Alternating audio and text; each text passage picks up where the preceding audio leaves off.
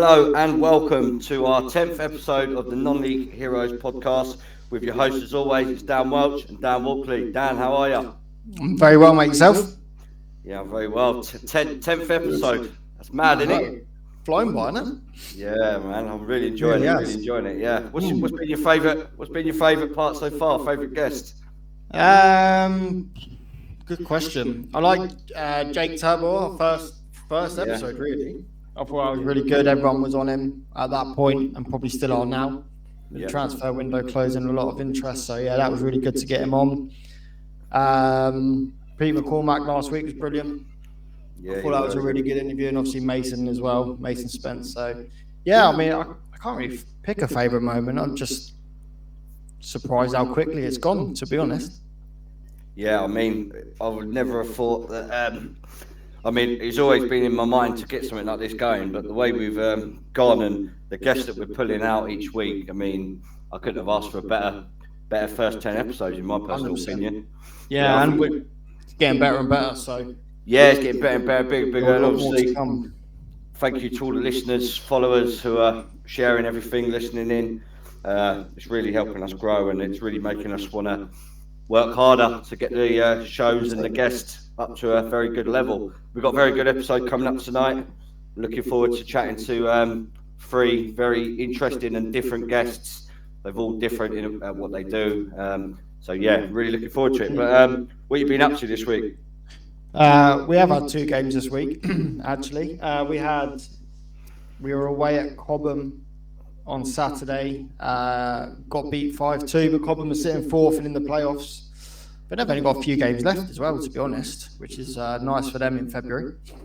I think they've got about 7 games left. So, but yeah, that was a tough opposition. And then we had Aldershot in the Senior Cup last night, so Tuesday night. We were beaten 6-1, but they had their full first team out. So it was a good test. It was a good game, actually. I thought we played really well. But the 4 levels, you can tell the difference in ability and fitness. And I mean, if they're training most mornings, you're going to get that, aren't you? 100%. I mean, for them to even bring down a full strength squad, I mean, that's just a great experience for you. Yeah, well, speaking to Tommy Widrington before the game in the boardroom, and he said, if I'm expected to bring a team here, if you're bringing fans out, if I'm bringing our fans out, then I'm not going to play a second string team. He said it's like any cup competition, I want to win it. So I think that's real credit to them. They made it a brilliant occasion, and we had 336 through the gate. So yeah, a good night all round, really.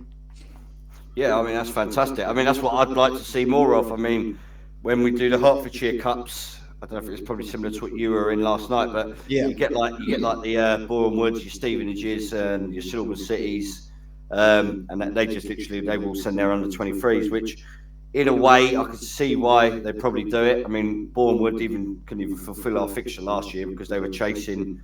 No, it was the year before. Sorry, because they were chasing the promotion to the Football League. And that was a massive kick in the teeth. I mean, we was thinking about all the revenue we might have got through the door, etc., etc. But yeah, time and time again, it happens. I mean, but last night for Aldershot to send a very strong side over and 336 people through the gate, that's a great night all around for you boys. Our second ever biggest attendance, actually, behind the Bournemouth, again, Hampshire Cup a couple of years ago. So I think, especially, the teams you've got in, you've got Portsmouth, Aldershot, Basingstoke, Southampton, Aldershot. Big clubs. Yeah, it's a massive club, massive cup to be in, to be honest. So you get some big ties. We've been quite lucky over the last few years, and it's done us quite well from a revenue point of view and exposure as well. So yeah, it's definitely the county cups are definitely something I'd take interest in. Yeah, 100%. Well, just a little bit on me. Saturday I was over Ware with Burko. I mean, we got the gaffer on later on, so I won't say too much. But it was a draw, terrible performance. I'm pretty sure he'll admit it a bit later on. Last night I had a non-league heroes match up with our media manager Matty T. Got up in the gantry at Wennigan City Football Club. Me and him done a bit of filming, done tweeting. We were 1-0 down, 10 minutes to go, and JJ Lacey, who I'm trying to get him to come on the pod. He got the golden boot in the FA Cup last year. He's probably the best player I've picked non-league by a long way. He stepped up and scored 2 goals in the last 5 minutes, and we won the game. But I won't touch on too much because obviously we've got a bit about Burko a bit later on. But what's going? Oh, sorry. Just quickly before we move on to what's been going on and around the leagues and the grounds and the latest news, I just want to bring in Dean from Potton United, please. Dean, are you there? Yes, mate. How you doing? You good, boys? Yeah, I'm good, mate. Good, thanks. Obviously, last week you mentioned about your gaffer Gary Jackson going in for a life-changing surgery operation. Just would like you to give us an update on how it went. Yeah, I mean, obviously the first few days were very very crucial to their recovery. Both of them are doing very well, and they're both back onto the good recovery there for them both. Obviously, we do send our best to all of Gaz and Harry and his mum as well, having to deal with all of that crazy things, you know what I mean? But no, yeah, they're all on the mend. Unfortunately, Saturday wasn't the greatest for us. We lost 3-0 to Halsey. That's twice they've done us as well this season. Obviously, Jacko was there last season, so was I. So it weren't great for us, but yeah, we look forward. We've got Crawley Green at the weekend at home, so hopefully we can get back to winning ways, mate. I just want to say I love the shirts that you guys have got. It looks really good. It's both got DW as well. I did when I saw it. I thought, oh no, he's ordered the wrong one. But then I realised that you both got the same initials. Yeah, just for the listeners, I did a bit of shirt printing in the week. We're going proper. We've got some non-league heroes, polos, round necks, and I've got myself a jumper as well. We've got some hats coming, so we're just going to be wearing it out. I mean, you're going to, well, I will personally, I'll be wearing it everywhere now. If I haven't got to be associated with Berkhamsted or I'm at a football game, you'll all know about it. I'm trying to get us out as much as possible. But going back to what Dean said, with Gary Jackson, we really do send our best wishes from everyone at Non-League Heroes and hopefully see him back in the dugout soon. Yeah, absolutely. Thank you.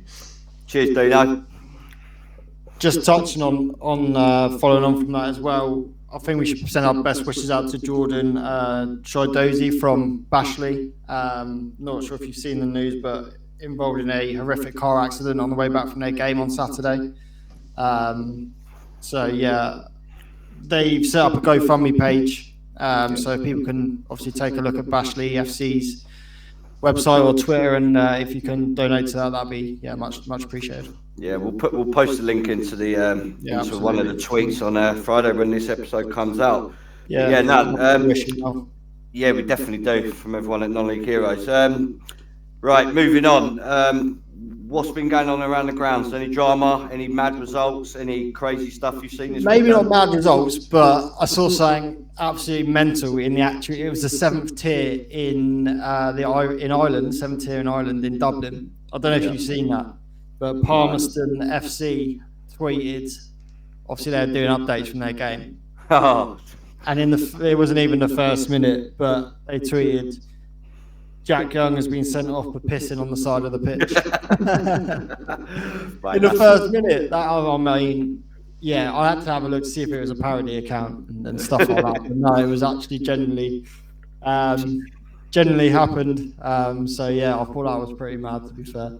Yeah, I've seen that happen. I've seen it happen many a times, especially when I was playing in and around the county league. You used to have to walk 5 minutes to the pitch, and then obviously you ain't going to want to run back for a quick slash in the toilets, are you? Yeah, that's it. If someone's down injured, you quickly run off the sideline and get it done, don't you? I think if you're playing a proper, I don't know what level they are, but it was a 7th tier, so yeah. I mean, when you do it with us, you get probably a geezer walking his dog, but if you've got spectators through the door and people, the last thing they want to see is someone with a todger out. The level I played at, we got away with it. That's what I'm saying. Yeah, no, it's exactly the same as me. To be fair, I've never seen it at any level where I've been with Coney Heath or. Yeah. Obviously, the levels you go up. Wasn't there, aren't they? Do you know what I mean? Yeah, exactly. Wasn't there? I've seen something about a team that went 27 games with 27 losses, and they finally. Yeah, Welton Rovers in the. I want to say the Western League. Right. Went 27 without a win. throughout the season, and they picked up their first win last week. So I saw them. Obviously, you get these accounts on X and stuff saying, the winless run. So it's really good, obviously, to see them get a win. Yeah, well, they hadn't even got a point, actually. Just looking at this, they'd lost 27 games. 27 straight L's, wasn't it? Straight, yeah. And they actually they hosted St. Blasey, first team, who are just a position above them in the league in 19th, and they turn them over 7-4 for their first win. So some game as well. Yeah, living goal thriller. Yeah, exactly. So well done to them. Hopefully, I don't think their great escape's coming. I think they're going down, but it's good to break that duck, isn't it? Really, 27 games. A losing streak, so I don't even get a point. But well, congratulations to them, because I'm pretty sure many other clubs that have just been shut their doors, that send it down the road. Yeah, go again next year. That's done and dusted. Yes, and now credit to the club and the players for sticking at it. And fair play to the 49 people that turned up to watch it as well. You're going to lose hope, aren't you, at some point? I bet 36 of them got a game. Just a quick one. We've got a non-league hero member last night from Barton Rovers, Jacob. Well done to his side. They'll be at Kenilworth Road in the Bed Senior Cup as they demolished Crawley Green 8-0. He's a Luton fan himself as well, so for him to go to Kenilworth Road, do some social media for his own non-league team is it's what dreams are probably made of for someone at his age. He's very young as well, so well done, Jacob, at Barton. And they'll be playing AFC Dunstable, who beat the High Flyers Real Bedford 2-0. So AFC Dunstable versus Barton Rovers in the Bed Senior Cup final at Kenilworth Road. We'll touch upon that a bit later on once the fixtures got a date and that. But anything else around the grounds? Yeah, I mean, the National League South again. I don't think we can get past it. It's just getting madder and madder. Was it 6 teams on 55 points? It was before yesterday, and then Dorking travelled to Hampton and Richmond. Probably a game. I mean, Hampton and Richmond trying to get in that last playoff space, but Dorking were held to a draw there, actually. Hampton and Richmond scored, I think, in the 89th minute. So Dorking are top now on 56 points, but have played a game more. Yeah, I mean, Worthing are down on 55 in 4th place with 28 games, but you got Bournemouth, Maidstone, Worthing, Eastbourne, Borough, all on 55, Torquay 52, Truro on 50. Who did you fancy then? Out of those teams you just mentioned? Well, I did fancy Maidstone, to be honest, last week. I said it on the pod, but they've lost 3 key loan players in the last week, obviously with the transfer window closing, which is quite a big hit for them in the attacking area. Worthing have got the games in hand, but I mean, it's anyone's, isn't it, really? I mean, even Torquay aren't that out of it, because if they're playing, the teams got to play each other and bits and pieces like that. So still a long way to go, right? Yeah. How many games is there? They play 46 games. 46 games, but then Bournemouth, I think they've just signed someone from the Football League. I mean, that's Bournemouth have got to be chucking the money out. But as we're on this subject, I mean, you brought it up with Peter McCormack last week about this 3 up, 3 down, and then I think it was today or yesterday they've actually launched a campaign now for. I think it came out overnight, but most of the stories broke today. The 3 up, 3 down. Yeah, so tell us your thoughts on that, because obviously I know you was calling for it last week. Yeah, it was quite good timing, actually. It's like they listened to you. All 72 Vanarama National League teams, including the North and the South, signed a request wrote to the EFL to request that from the National League to League 2 is 3 teams up, and then obviously that means 3 teams coming down from League 2, which I think should have happened a long, long time ago. I know we said last week that the top 5 and the bottom 5 probably should be replaced, so that gets us a little bit closer to where kind of a balance on where the team should be, in my opinion. Do you think it's, I mean, for the National League to Football League, I can probably guarantee you the top 10 teams in the National League have probably got bigger budgets than some of the teams in the Football League too. Yeah, so I think the gap between the top 5 or 6 in League Two and the bottom is absolutely huge. Yeah. And I think that, the National League, like we said it last week, Barnet, Oldham, Rochdale, York, Forest Green. They're all Football League clubs, aren't they? Let's face it. Yeah, they all are. And I think this is going to be, I mean, the EFL teams might not like it for their security because we've seen a lot of teams come down and then go out of business, but that's something they're just going to have to manage, I think. But yeah, I think it's really good. Obviously, we'll touch on it a little bit later when Robbie comes on from Hartlepool perspective. I think it's absolutely great news for football because I think, like I said, the National League really is a fifth professional division. Yeah, 100%.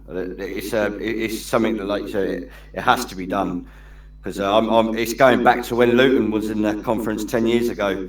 There was probably we were spending more money than teams in League One and that, and because it was just a one promotion, we took us about 5 attempts to finally get back up there. But then, and that's the thing, teams would throw money at it, not go up, and then find themselves in a position that they're starting again back in step 7, step 6. Do you know what I mean? So I think it's good for sporting integrity. I think it's good. I think it'll be a bit more stable for clubs. Now you've got those 3 going up.